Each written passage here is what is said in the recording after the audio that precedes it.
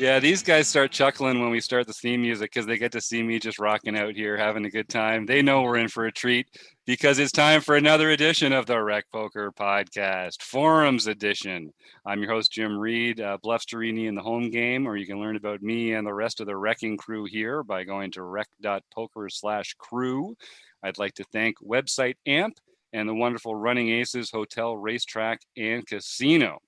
So, gentlemen, here we are. Just like every week, we are playing in the nightly Rec Poker home game, trying to steal each other's chips. We're going to take a look at a forum post from the Rec Poker forums, just like we do every week. And just like we do every week, let's introduce ourselves to Rec Poker Nation and tell them where they can find us.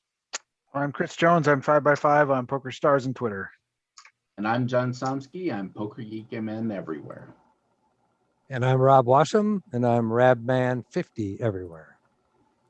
Everywhere he goes, that's where he is. That's who he is. It's the one and only Rob Washam. Great to have you back this week, Rob. And John and Chris, of course, I have the best job in the world. So every week we just get to talk about poker with the Rec Poker panel. Tonight, we are going to take a look at a post by ARW, who gets a lot of play on the show because he puts these fantastic posts out there. This is about the North Dakota Poker Tour that we recently did a road trip tour. First road trip. Fun. First road trip 2021. We are in. Live poker is official. And I wasn't able to make it down across the border, unfortunately, but I was very jealous. And I understand that everyone there had a great time. It was nice to rub elbows with some Rec Poker Nation in person. Literally in some cases, from what I understand. So here we've got a spot where ARW, our friend Adam, is actually highlights a few hands here. And I should tell our listeners, you should just go, if you want to get more details from the forum post, go to rec.poker and just check out the post itself. We'll mention a couple different points here as we come along, but you'll get more out of it by going and checking out the post itself. So he does mention a few different hands here.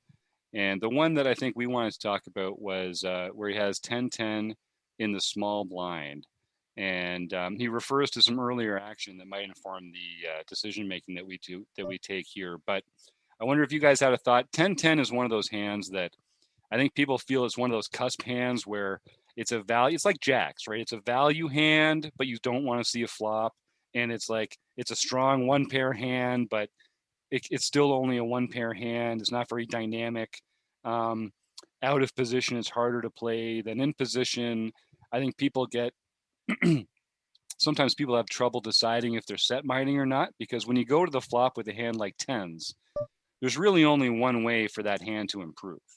And so when you're pre-flop, you got to be thinking, am I taking this to the flop to improve, or am I taking this to the flop as a one pair hand? A lot of that will have to do with stack, table dynamics, position. Are there any like general rules that come out to you guys when you're in a spot like that?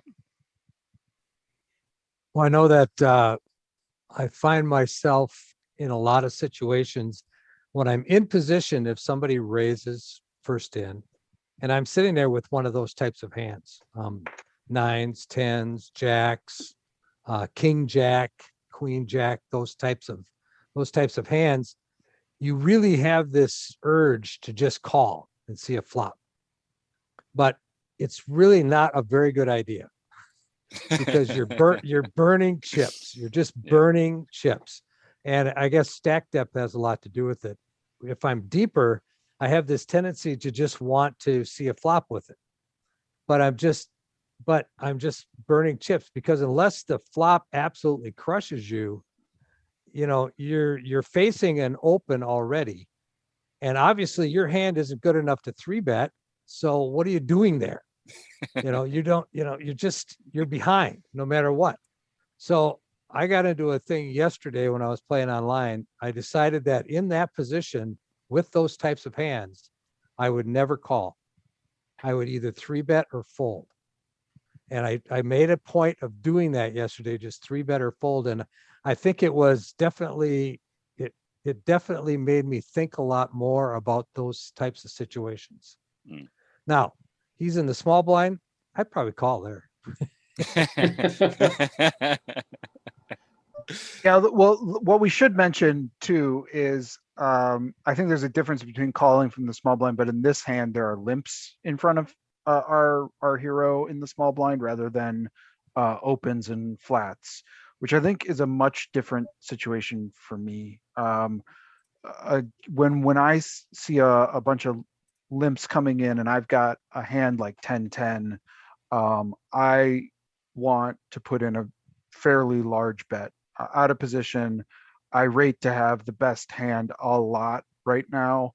Um, and I, you know, until I know I'm facing a opponent who's capable of limping aces or kings or some sort of premium, I'm going to assume that they're not. And especially, in a turn, like if unless I know the opponent or whatever. So this is a spot where I don't want to be going four ways in a limped pot with tens, because then I mean, really, unless I hit a 10, it's just misery. There's going to be an overcard. Somebody's, you know, either going to say they have it or don't have it. Like, I'm just going to be in an awful spot. So I want to narrow this field right now. Yeah, I totally agree with that. There's tens is a good enough hand that you can confidently take it against one other player. So you really do want to raise to thin the field and hopefully get heads up against one person, or even take it down there. That's not a bad outcome at all either. Your other approach is to play for set mining. And there you really need to look, like Rob said, you need to look at your stack sizes, look at the table dynamics, and see if that's viable. I mean, if it were something like pocket deuces, set mining is all you would think of. And that's the key is, if you take that approach, then you have to treat the tens like they are deuces. And when it comes jack high or queen high multi-way, it's not a good hand. You just got to get rid of it. So, but I think the better approach is to raise in that particular situation. Yeah, I think the one key that's coming through is to have a plan for the hand.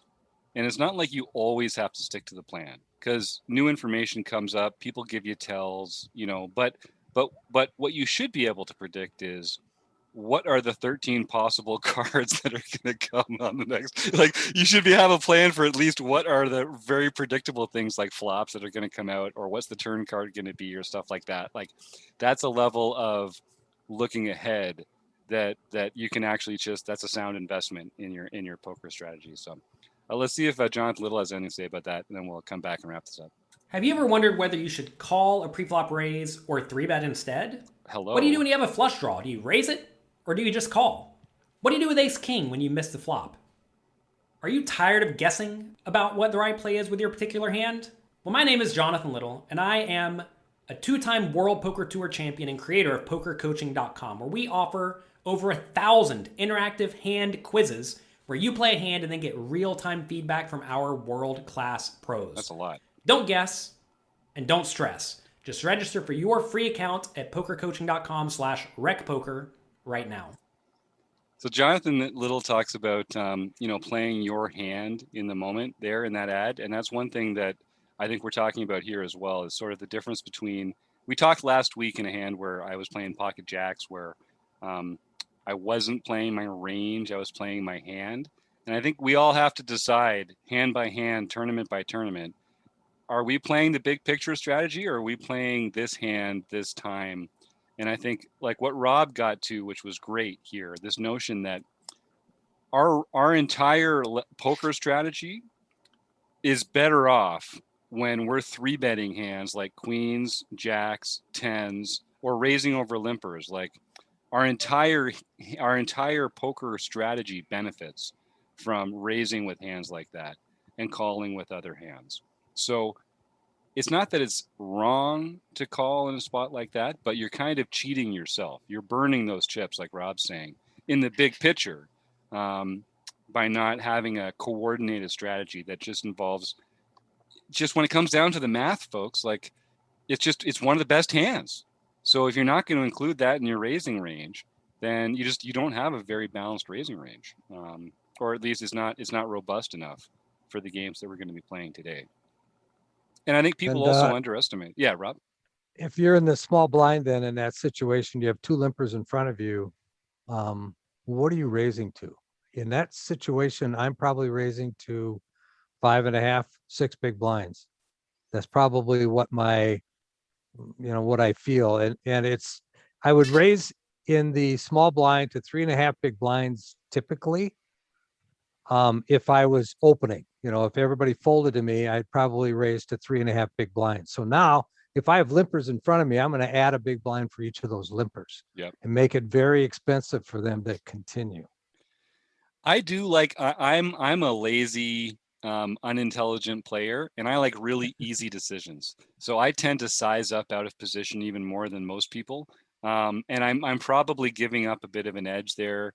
But I like the easy decisions that predefined ranges give me. So I might be raising over 2 limpers to even like 7 or 8 there out of position, and I mean, in a cash game more. We're talking. This is a tournament, so it's not going to come up, but.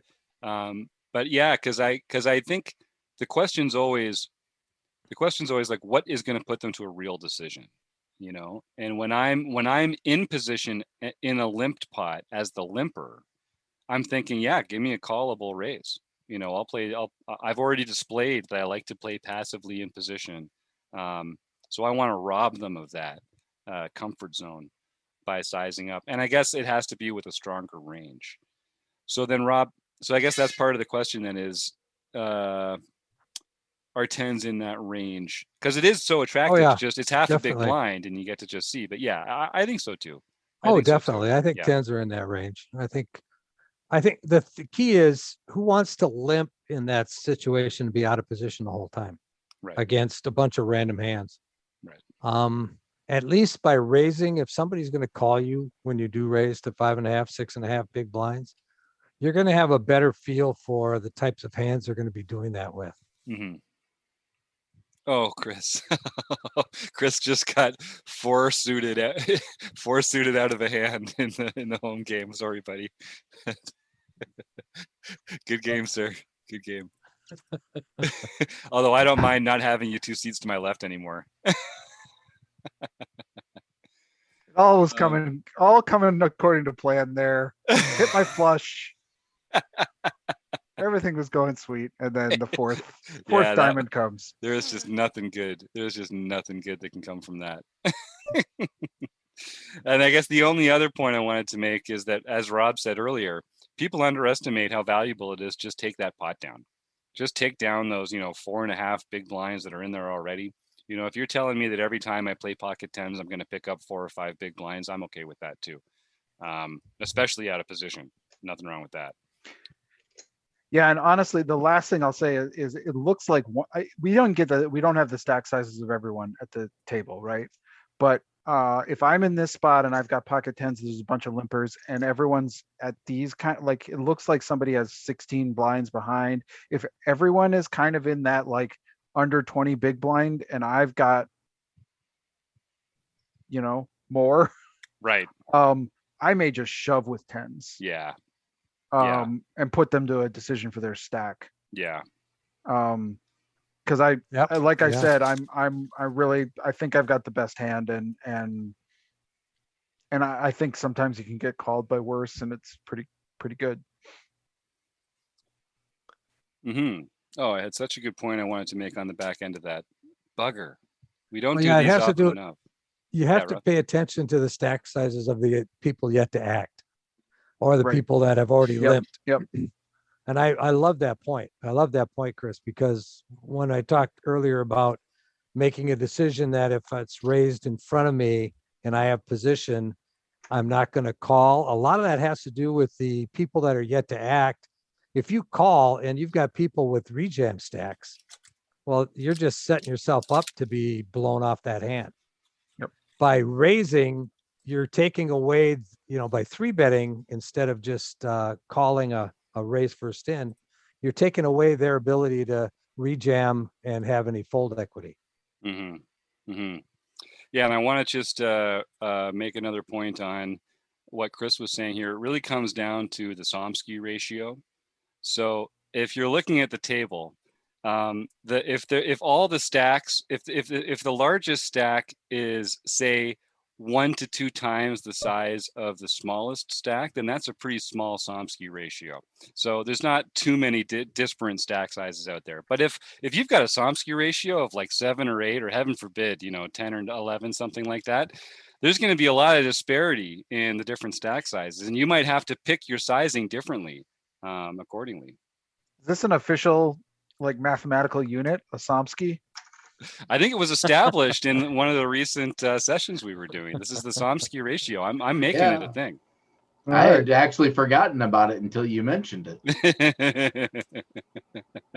Yeah. So everyone, I want to see people talking about the Somsky ratio. It's the ratio of the smallest stack to the biggest stack at the table.